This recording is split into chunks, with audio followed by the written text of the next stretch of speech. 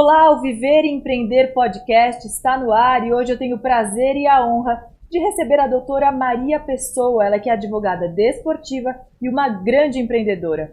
Olá, doutora, seja muito bem-vinda ao nosso programa. Olá, Esther, é um prazer estar aqui com você hoje, muito obrigada pelo convite. Prazer é todo meu, que bom que você veio, estou muito feliz, principalmente agora, né, com tantas polêmicas no futebol. Mas antes de tudo, eu quero saber sobre você. Me conta um pouco sobre a sua trajetória, em que momento você decidiu seguir esse caminho no direito desportivo e por quê? Muito bom falar sobre a minha carreira. Eu comecei a trabalhar como advogada em 1991. Aliás, acho que você nem era nascida ainda. Eu era nascida sim. Mas não conta a idade, tá? Eu comecei a trabalhar em 1991, eu só tinha uma mesa, uma cadeira e uma máquina de datilografia. E eu comecei a advogar e eu comecei a trabalhar no direito de família, no direito do trabalho.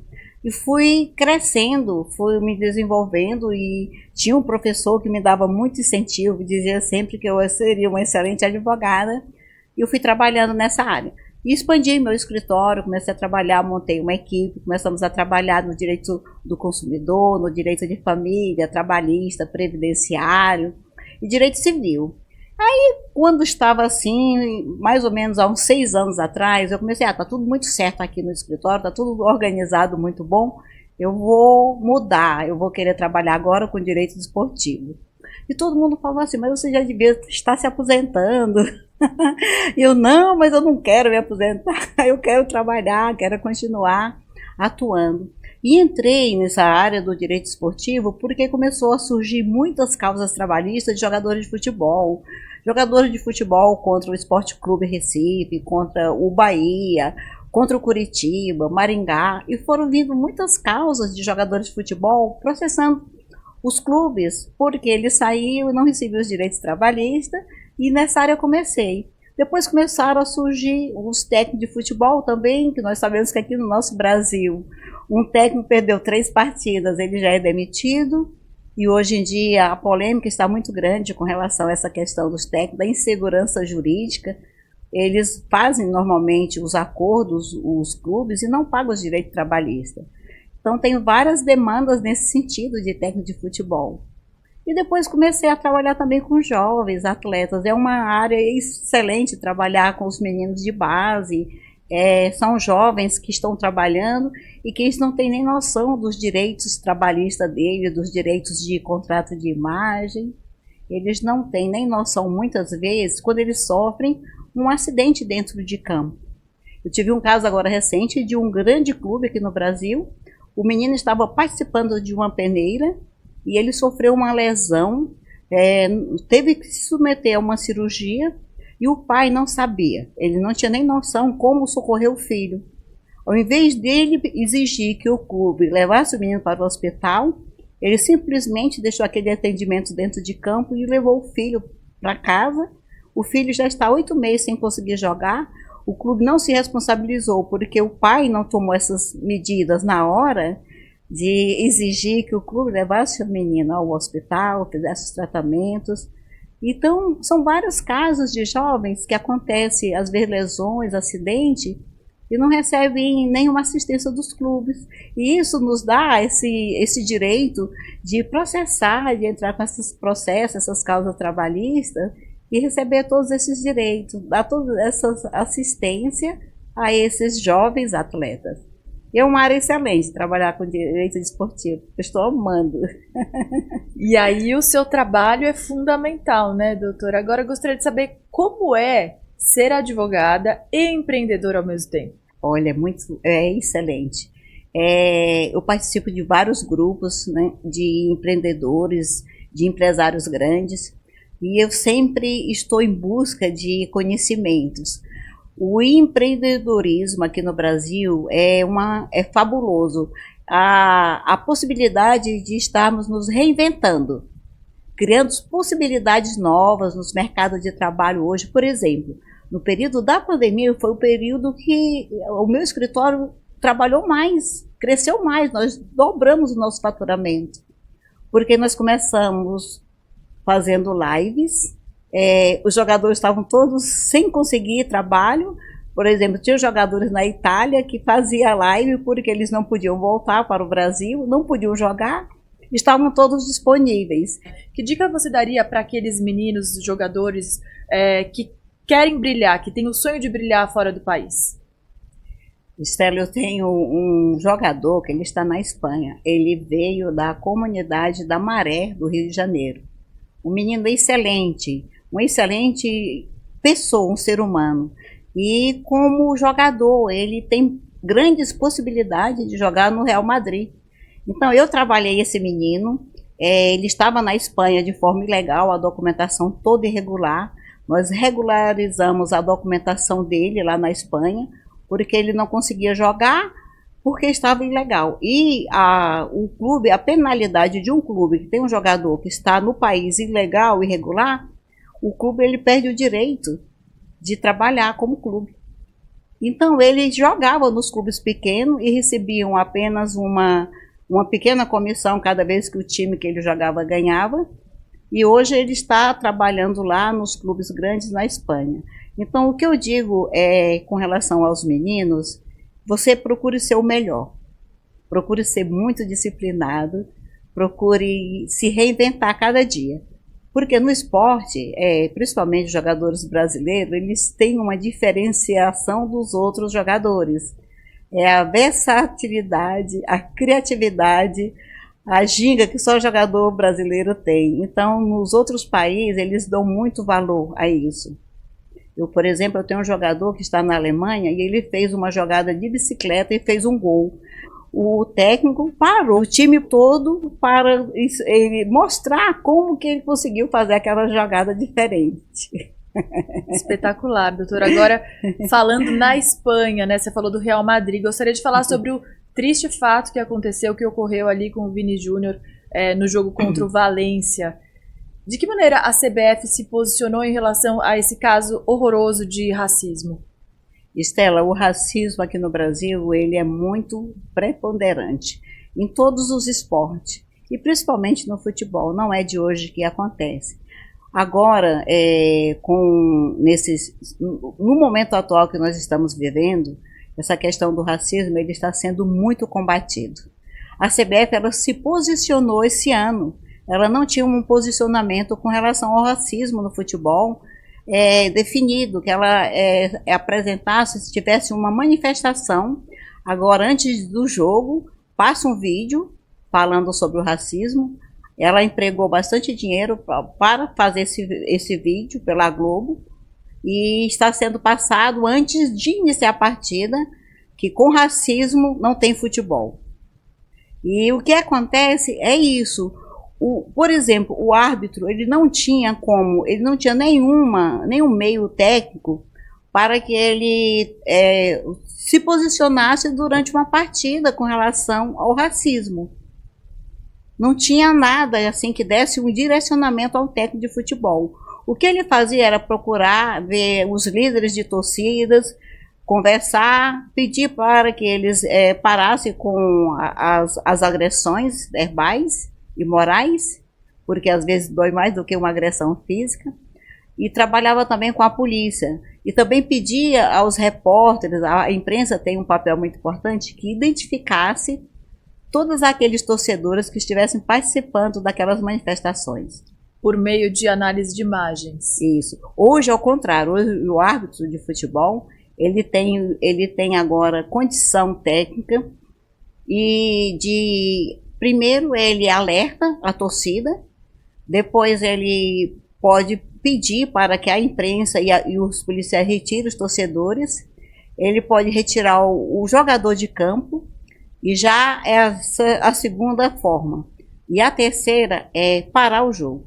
O Valência, ele pode ser punido em termos administrativos, doutora? Administrativamente, Estela, cada país tem as suas leis, as suas regras, né? Uhum. O que eu sei é que agora, a maioria, aqui no Brasil, por exemplo, o clube ele perde o direito de mando. Ele vai ter que jogar com o portão fechado. E para o clube que está ali, ele não pode receber o dinheiro da entrada dos ingressos, é horrível, é uma punição. E também a gente sabe que isso Não é agora só que acontece, já está acontecendo também, não é só no futebol, é em todas as outras áreas do esporte. E é triste isso, é muito triste. Hoje em dia as mídias estão ajudando bastante nesse sentido. Mas nós sabemos que também as mídias favorecem essas pessoas que cometem essas violências, porque eles se organizam. Antes de ir para o estado, já vão com aquela intenção.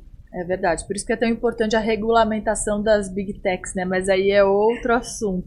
Doutora, voltando para esse assunto, o Brasil, ele pode cobrar a Espanha dentro do direito internacional? Como o Brasil pode se posicionar nesse sentido? Porque a gente sabe que até o presidente Lula se posicionou, foi quase uma crise diplomática, né?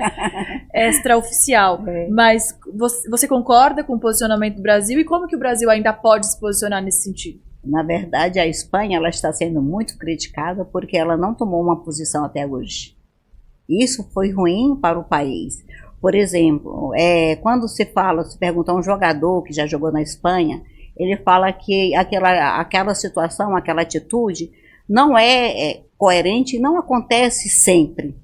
Mas o que está mais difícil, o que está sendo mais pesado nesse instante, é que a Espanha não se posicionou até agora. E tinha que ter sido se posicionado imediatamente ao fato. E isso alimenta o racismo. Isso prejudica muito essa questão do racismo. Prejudica porque um país, nós sabemos, quando um presidente de um país ele é a favor de qualquer posição que não seja favorável à sociedade em geral, ele acaba ele acaba fazendo com que não tenha mesmo esse comprometimento à sociedade em peso de combater aquele tipo de posicionamento.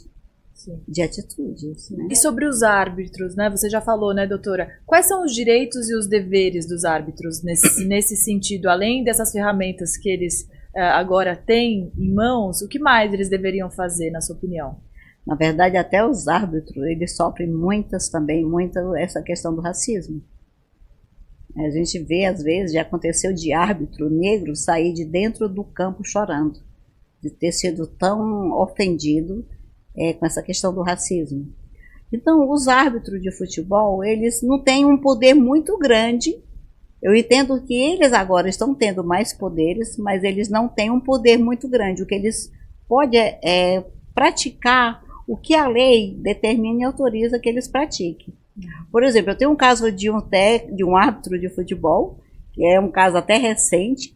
Ele estava com um carro preto novo, zero, que ele tinha comprado.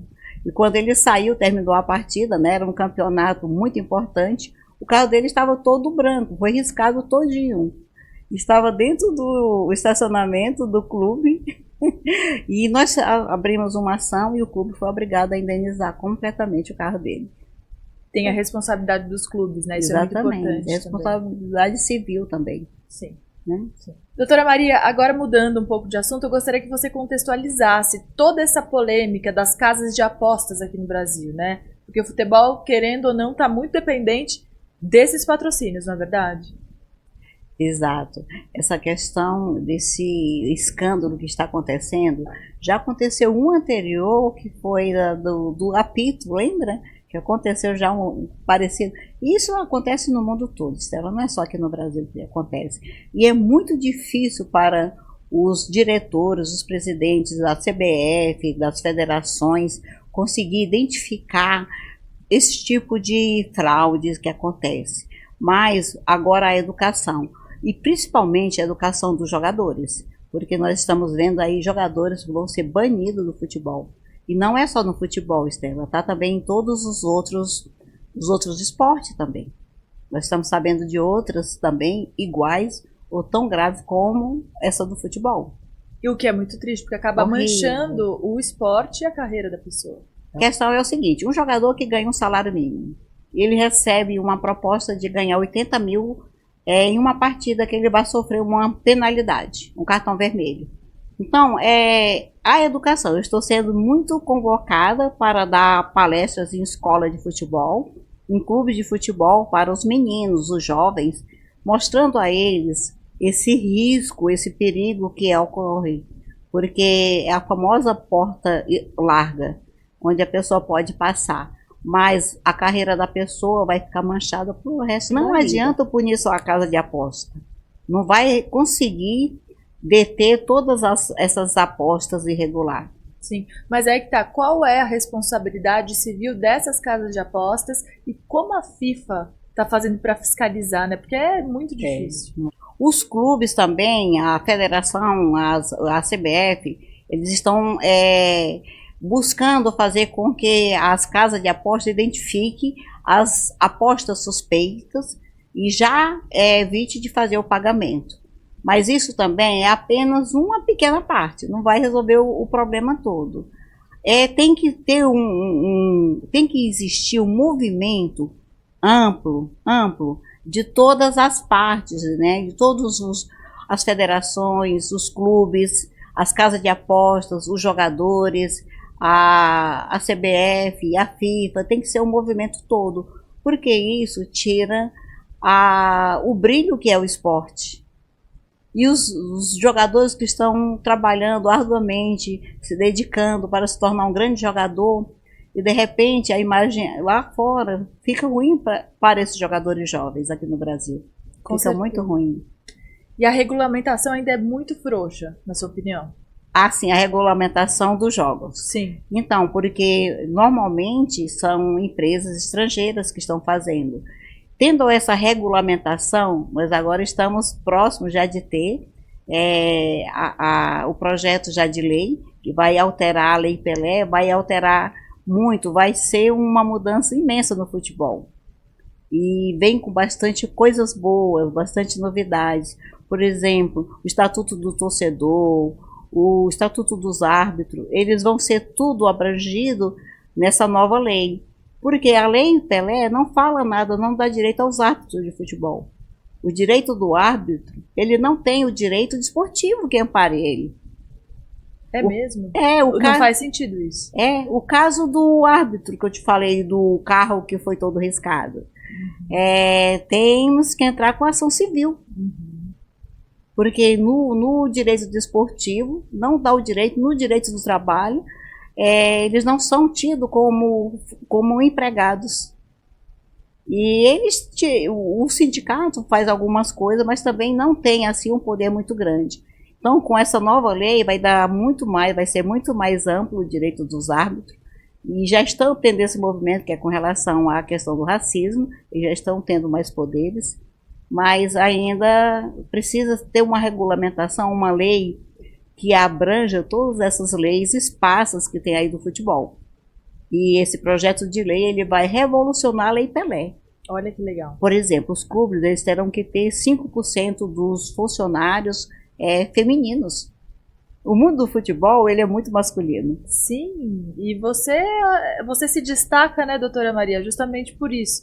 Depois de uma longa trajetória, você decidiu trabalhar com direito desportivo e é uma referência hoje, né? Exato. Como mulher no direito desportivo. Como é que é isso, né? Eu tenho muita curiosidade. Quando você chega para falar com os pais, né, com os meninos, como que você é recebida, principalmente durante essas palestras sobre ética dentro de campo? Como é que é?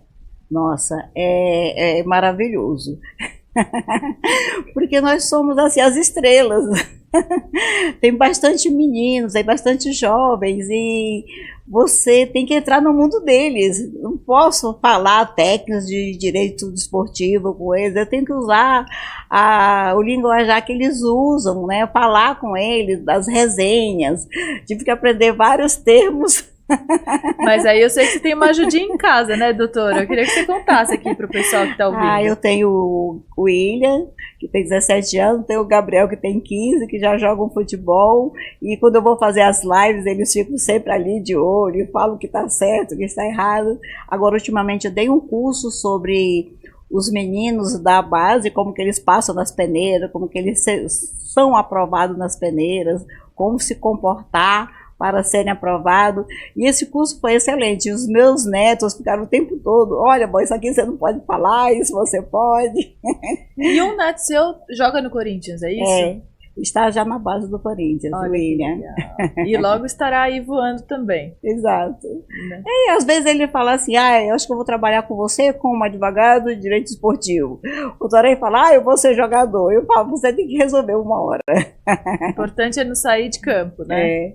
Mas é muito bom, trabalhar com direito esportivo, ele é muito amplo, ele traz assim muitas oportunidades, você pode trabalhar na questão do doping, que é uma área super boa. Nós podemos trabalhar fazendo sustentação oral no Tribunal Desportivo, defendendo. Nós podemos entrar com inúmeros processos. Agora, esse ano, eu fui contratada por um grande empresário, inclusive um deputado federal, para entrar com uma ação contra um clube, porque ele se candidatou à presidência do clube e foi impedido de participar da eleição, porque exigiam que ele deixasse de ser deputado federal para poder participar. E como é que ficou isso? Aí nós entramos na justiça e conseguimos fazer com que ele participasse, só que ele perdeu a eleição, mas ele participou não tinha nada no estatuto do clube que dissesse que ele não poderia ser, ou a pessoa não poderia ter um cargo público para concorrer ao cargo de presidência. Agora nós estamos preparando um curso para os meninos que já estão nessa fase, Estela. Eles já estão na base, mas eles já estão querendo subir, eles já estão querendo começar a ganhar um salário melhor e ter já a sua profissão bem direcionada. Então nós estamos preparando um curso que nós iremos dar online, para que esses meninos eles comecem a trabalhar, a desenvolver a mentalidade dele de empreendedorismo, de trabalhar, dele subir, aumentar a sua chance dele chegar lá no topo do futebol. Porque é muito importante esses meninos trabalhar, por exemplo, dormir o tempo certo, não ficar a noite toda nas redes sociais, treinar bastante, ter disciplina, ter regras, ser o melhor dos melhores. Quando os meninos entendem isso, eles têm todas as possibilidades de se tornarem os melhores jogadores do mundo. Então é isso que nós vamos ensinar, vamos preparar um curso sobre... Eu sou apaixonada a trabalhar com jovens, porque eu sei que o futebol, qualquer esporte, né, Estela? Ele favorece o ser humano, ele tira o ser humano de uma condição, às vezes, de viver numa situação de extrema pobreza, para chegar lá no topo da carreira, né? Nós tivemos o Pelé aí, que foi o maior exemplo mundial, e eu sei que temos outros também jogadores aqui no Brasil, e eu sei de muitos meninos que sonham em ser um Pelé. E é isso que eu desejo, trabalhar, deixar isso no mundo hoje, deixar isso como sendo uma missão minha, de trabalhar com jovens, de auxiliar, de orientar a carreira deles, para que eles se tornem grandes jogadores, grandes seres humanos também. E com uma mentora como você, né, aí já tem tudo na mão para isso, né, doutora? Porque a gente ama. Quando você faz o seu trabalho, a sua profissão, honra o que você faz com amor pelo que você faz, não tem como você não ser bem-sucedida na vida. Esse é o ponto fundamental. Doutora Maria, você é uma inspiração para muitas mulheres, principalmente para aquelas que ainda não tiveram a oportunidade de seguir seus sonhos, né? Gostaria que você deixasse uma mensagem para elas. Estela, eu me formei com 40 anos e eu comecei a advogar e eu cresci muito como profissional. Eu amo o que eu faço. E, na verdade, os jovens hoje, eles têm que ter essa vontade, essa vocação para o que estão fazendo. Você fazer qualquer profissão, se você tiver amor, se você gostar do que você faz, procure fazer bem feito. Eu nunca parei de estudar. Todos os anos eu faço uma pós-graduação, um mestrado, um doutorado. Eu participo de congressos, eu participo de seminários, eu estou sempre nas redes sociais, se reinventando. E eu, como uma pessoa que já vou completar 69 anos, eu me considero ainda ativa, plena, na minha capacidade total como advogada, como pessoa. E o que eu digo às pessoas jovens é que tenham um sonho, não desistam do seu sonho e seja sempre pessoas posicionadas no que você quer na sua vida. Porque quando nós estamos posicionados, nós focamos e o próprio universo ele expande e faz com que tudo que nós estamos pensando, idealizando, ocorra. Eu, por exemplo, quando eu comecei a trabalhar no direito esportivo, todos os empresários falavam comigo, mas você, nessa idade, trabalhar, isso é muito difícil para você trabalhar no esporte. E hoje eles falam assim, eu te peço perdão, porque você se tornou uma referência no futebol. E é muito importante você não desistir do seu sonho, buscar sempre ser persistente, estar sempre estudando, sempre buscando conhecimento, viajando, pesquisando, viver a vida. Eu me sinto uma pessoa plena na minha vida. Eu queria que você deixasse suas redes sociais, seu site, enfim, como é que a gente te encontra na internet, qual é o nome do teu curso, por favor. Quem quiser me encontrar nas redes sociais, o meu Instagram é ADV Maria Pessoa, o meu site também é Advocacia Maria Pessoa, e o meu e-mail, maria.pessoa.lima@terra.com.br. Estamos disponíveis para atender todos que precisarem de orientação jurídica no futebol e nas outras áreas do direito também. A doutora Maria participa de vários programas de TV, inclusive o nosso aqui, nossas portas estão abertas para você. Quero agradecer muito a sua participação aqui no nosso podcast, que você venha mais vezes para contar as novidades, dividir todo o seu conhecimento aqui com a gente, tá bom? Obrigada a você, Estela. Fiquei muito honrada com o seu convite. Eu te desejo muita sorte. Eu sei que você é uma excelente repórter, jornalista e tem condição de ser uma das maiores jornalistas aqui do Brasil. Muito obrigada. O Viver e Empreender Podcast fica por aqui. Eu conversei com a doutora Maria Pessoa, ela que é advogada desportiva e uma grande empreendedora. Muito obrigada pela sua audiência e companhia e até mais. Tchau, tchau.